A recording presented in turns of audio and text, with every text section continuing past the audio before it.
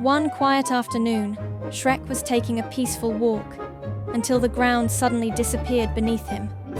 Without warning, he fell straight down, screaming as he crashed into the ocean below.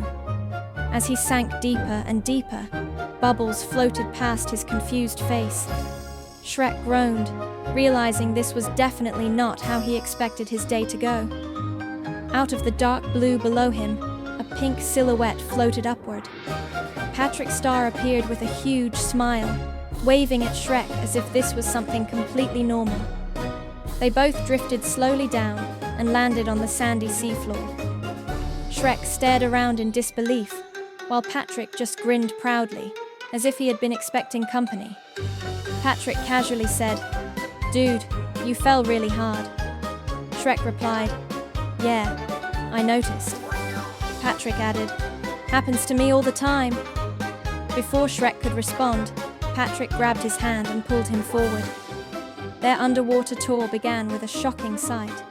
A strange fish with long antenna eyes stared at them like it had seen enough chaos for a lifetime. All three screamed at once. Right after that, a giant jellyfish floated past, its tentacles shaped like glowing trumpets.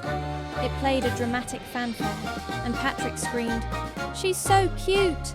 before running after it. The chase led them into a bizarre underwater cave filled with random objects.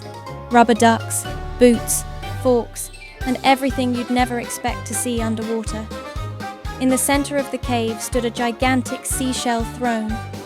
Patrick gasped loudly and immediately declared Shrek the official King of the Deep. Shrek sat down proudly, playing along. But then, a glowing fish skeleton floated out of the darkness.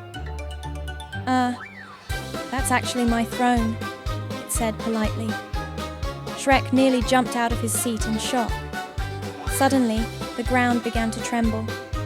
Sand swirled everywhere as a massive whirlpool formed behind them, pulling in everything around. Shrek tried to stand his ground, but the current yanked harder and harder. Patrick shouted, "I love this, but I hate this!" as they were sucked into the spinning vortex. The whirlpool launched them upward through a glowing underwater tunnel.